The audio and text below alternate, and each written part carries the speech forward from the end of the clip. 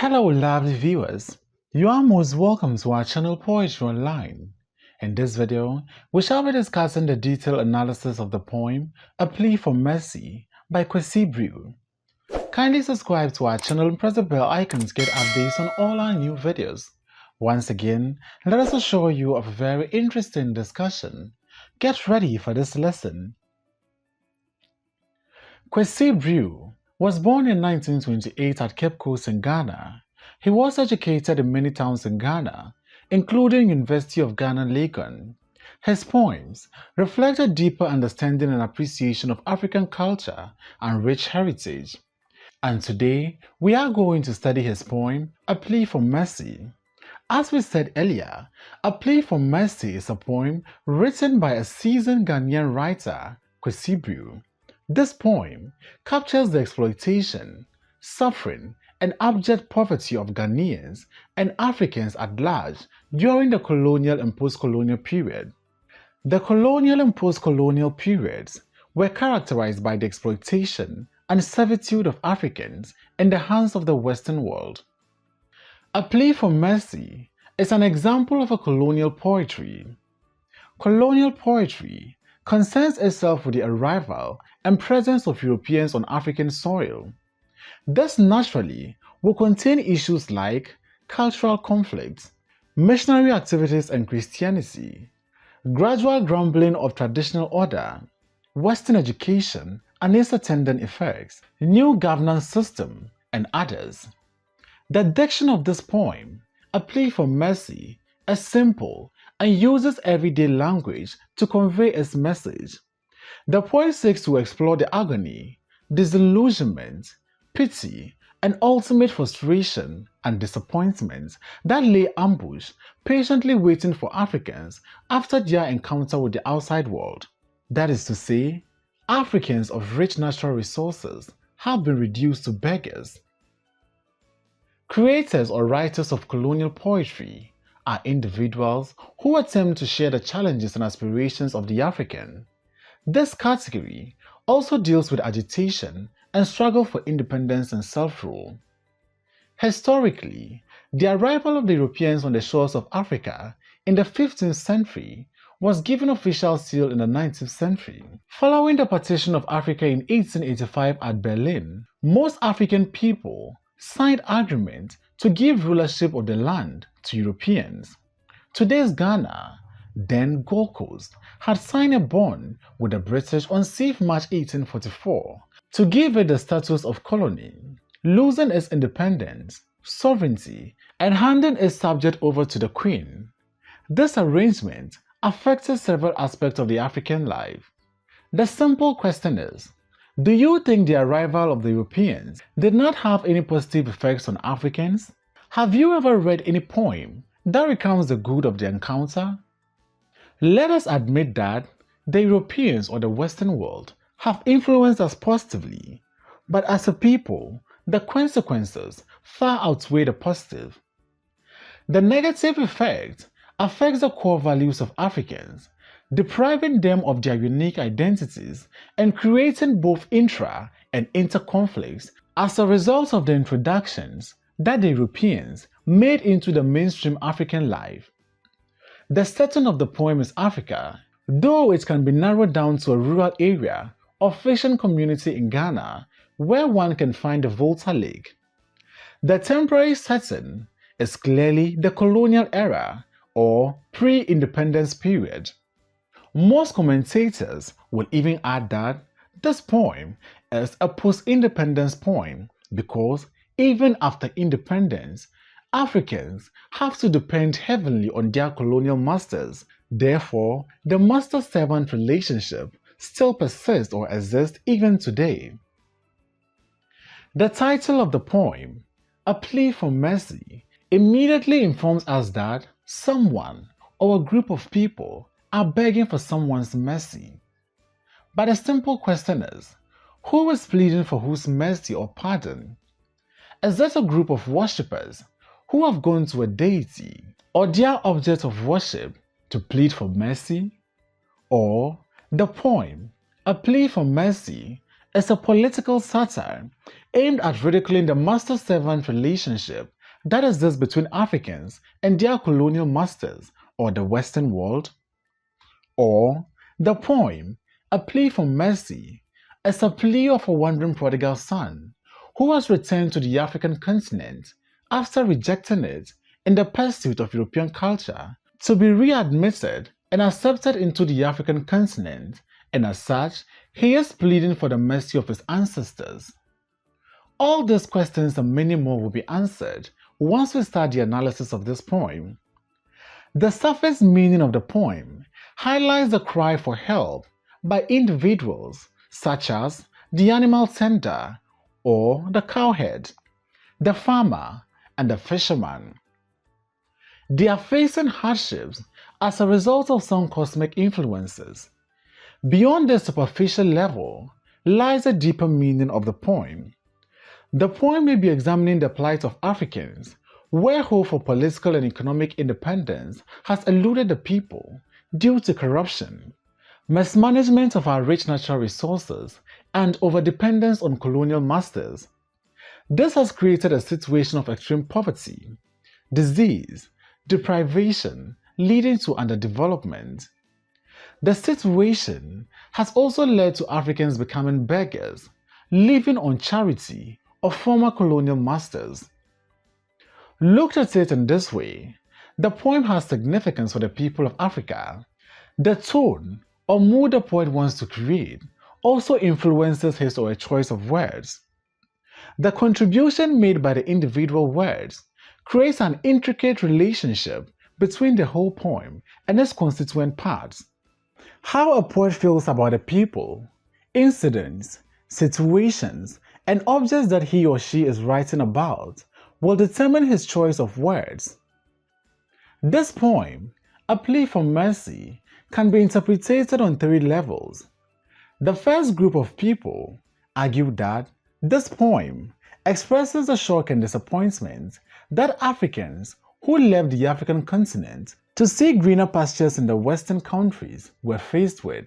This is because most people at the time abandoned the rich cultural heritage of Africa to embrace a Western culture, but later came to regret such actions, and as such, they are pleading to their ancestors to forgive them.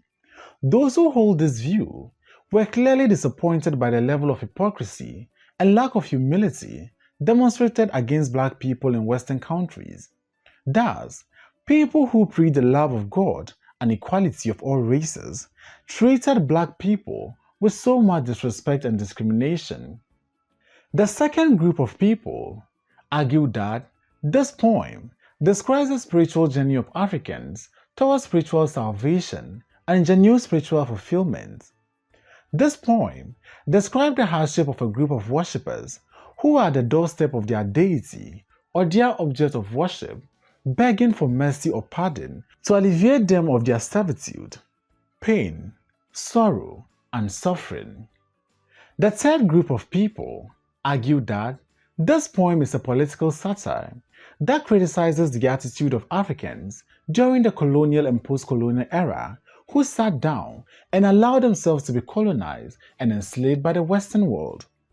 This lackadaisical attitude has led Africans to experience many years of suffering, exploitation, servitude, and abject poverty.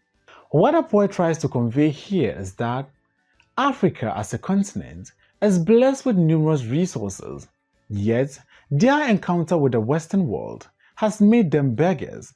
This loss of respect and dignity, coupled with the tone of the poem and the melancholic images of Africans, satirizes them to that effect as they are met with disappointment, mockery, and a harsh reality at the end of the poem. A critical examination of the poem into its totality, however, seemed to imply the political and religious disappointment of Africans during the colonial era. Africans became oppressed, were victimized, abused, enslaved, and exploited. To make matters worse, they were reduced to mere beggars. The poem itself was beautifully crafted and written by Kwesi Brew to reflect the gullible and blind attitude of Africans. Kwesi Brew builds up an atmosphere and attitude of good expectation or outcome and gradually changes to a disappointment. That is, there is no clear resolution in the poem, as the poem attains and ends with a climax of disappointment, as the one whose mercy is needed does not sympathize with the victims. Let us take our first reading of the poem. We have come to your shrine to worship, we the sons of the land. The naked cowhead has brought the cow safely home, and stands silent with his bamboo flute, wiping the rain from his brow, as the birds brood in their nest, awaiting the dawn with unsung melodies. The shadows crowd on the shore, pressing their lips against the bosom of the sea. The peasants home from their labors sit by the log fires, telling tales of long ago. Why should we, the sons of the land, plead unheeded before your shrine, when our hearts are full of song and our lips tremble with sadness? The little firefly vies with the star, the log fire with the sun, the water in the calabash with the mighty Volta. But we have come in tattered penury, begging at the door of a master. Let us take a detailed analysis of the lines contained in the poem, beginning with the first 4 lines of the poem. We have come to your shrine to worship, we the sons of the land. The naked cowhead has brought a cow safely home. The poet begins the poem by informing readers of the poem that they, the indigents or natives of the land, have gone to the shrine to worship. He moves on to tell us that they are the sons of the land. What it simply means is that if we have people who are sons of the land, then we can equally have people who are not sons of the land.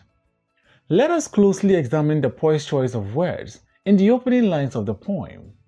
We come across words such as sons of the land, naked cowhead, the cows. All these lexical items convey a secondary meaning. The use of the lexical item, sons of the land, means the persona and his people are natives of the land of Africa.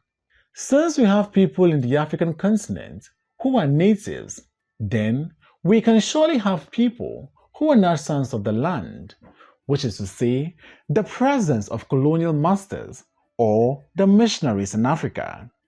The irony of this poem lies in the fact that the sons of the land have been reduced to beggars in their own land by their colonial masters, and as such, instead of the colonial masters going to the natives or going to the indigents of the land of Africa, it is rather the natives of the land of Africa or the sons of the land who are going to the colonial masters to beg for their pardon.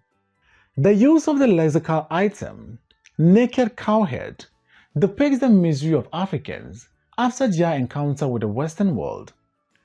After the encounter of Africa with the Western world, Africans have been exploited by the Europeans or the Western world and have been left with nothing to boast of. They have been stripped of all human dignity since they are described as naked. Through the use of powerful images, the poet projects the misery, suffering, and servitude that Africans have endured silently from the Europeans. When we consider this poem as a political satire, the poet mocks Africans for allowing the Western world to gradually turn them into beggars when the reverse should be the case, since the African continent is blessed with so many natural resources. The lexical item, shrine, in this poem connotes the abode of the white man and not necessarily a place of worship. Before the Second World War, Africans saw whites as an embodiment of God, that is, they deserve to be worshipped. The use of shrine is appropriate since it tells us how Africans used to see the white.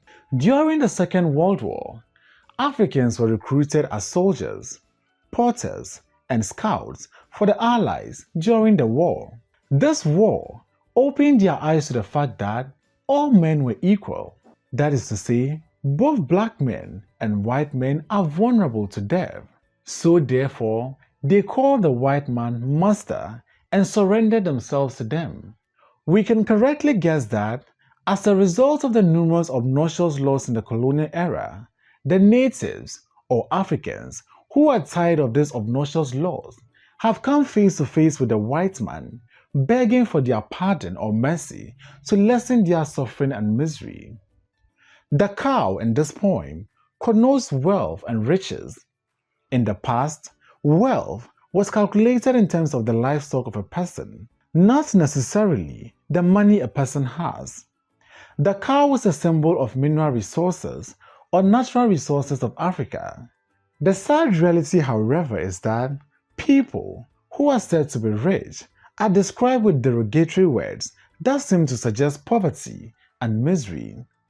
The opening lines of the poem depict the master-servant relationship that exists between Africa and the Western world. On this particular day, the servants or Africans have come to pay homage to their colonial masters at their abode. In these opening lines, we come across the image of a cowherd and the misery that Africans are faced with as a result of their encounter with the whites. The poet equally talks about bringing the cow safely home. This should be a thing of joy for all cowherds. A cowherd, remember, is a person whose job is to take care of cows or cattle. This cowherd, we are told, has successfully brought the cow safely home. But will this be a thing of joy for the cowherd? Let's find out. And stands silent with his bamboo flute, wiping the rain from his brow, as the birds brood in their nest, awaiting the dawn with unsung melodies. The poet continues his poem with a series of gloomy and melancholic images. We come across lexical items like stand silent, wiping the rain from his brow, awaiting the dawn with unsung melodies. These lines clearly tells us the dissatisfaction of the Africans after their encounter with the whites, but the sad thing is that they remained silent. During this period, Africans were silent and lackadaisical to the oppression, colonialism, and servitude meted out to them by their colonial masters. The poet makes it clear to readers that, despite the oppression and suffering of Africans, they remained silent with their bamboo flutes. That is to say, the cowherd has a musical instrument which can be used to produce melodious music, but it chose to be silent. Again, we come across another disturbing image of the cowherd, dripping wet with water from the rain. He wipes the rain from his brow. The dreams and aspiration of Africans for a better tomorrow is gradually becoming a wishful thinking as they chose to remain silent. Their dreams of freedom from oppression and servitude remains an illusion as they await the dawn with unsung melodies. The shadows crowd on the shore, pressing their lips against the bosom of the sea. The peasants home from their labors sit by the log fires, telling tales of long ago. The poet continues his poem by presenting us with more melancholic and gloomy images, this time using a fishing community or peasants who have come home after a hard day's labor. These lines presents a monkey the work, bamboo the chop kind of relationship. It is always said that hard work is crowned with success. But in this case, Africans are hardworking, but the reality is that their condition is nothing to write home about. Africans are presented as workers, yet all the produce of their labor goes to their colonial masters or the Western world. This is what happens even today. Despite their hard work, there is nothing to show for their hard work as their colonial masters have taken away everything, leaving them with little or nothing to survive on, which explains why they are suffering or why they have become beggars despite living in plenitude. After a hard day's labor, the peasants retire to their home and sit by the log fires to reminisce about the good old days. This line brings to mind the nostalgia of Africans to the past prior to the coming of the Europeans to Africa, as they sit and tell tales of long ago. Why should we, the sons of the land, plead unheeded before your shrine, when our hearts are full of song and our lips tremble with sadness? This section of the poem begins with a powerful rhetorical question which forces the readers to reason with the persona, as it sounds absurd that the sons of the land are rather begging for mercy from foreigners or strangers who have settled on their land. This line exposes the absurdity of colonialism, slavery, oppression, and exploitation. The persona informs us that their hearts are full of song, which is to say, they have a lot to say, yet their lips tremble with sadness. This line makes the poem more of a political satire because, despite their humiliation, loss of dignity, oppression, exploitation, slavery, and servitude, Africans still remain silent as they tremble with sadness for fear of victimization. The little firefly vies with the star, the log fire with the sun, the water in the calabash with the mighty Volta. But we have come in tattered penury, begging at the door of a master. Let us examine the words carefully. Mighty Volta, tattered penury, begging at the door of a master. The little firefly, vice, the sun, the log fire, the star, the calabash, mighty Volta. This line presents a series of competitive images between the Africans and the Europeans. What it simply means is that Africans aspire, or they want the freedom, the comfort that comes with being free, as the whites are. Therefore, we find a series of competitive images. That is, the little firefly wants to shine as bright as the star. The log fire wants to burn or wants to shine as the sun. The water in the calabash is competing with a mighty Volta. But we have come in tattered penury, begging at the door of a master. The poet builds up an atmosphere of expectancy in the readers that the master will pardon the servant, but that is not the case. The poem ends on a sad note, as the so-called sons of the land have been turned into beggars in their own land. The lexical item, mighty Volta, gives away the setting of the poem. This poem is set in Ghana. It can be narrowed down to a rural area around the Volta Lake. In conclusion, Kwesi Brew uses his poem, A Plea for Mercy, to speak vociferously against slavery, servitude, and exploitation. Thanks for watching this video. Please don't forget to like, comment, subscribe, and share this video.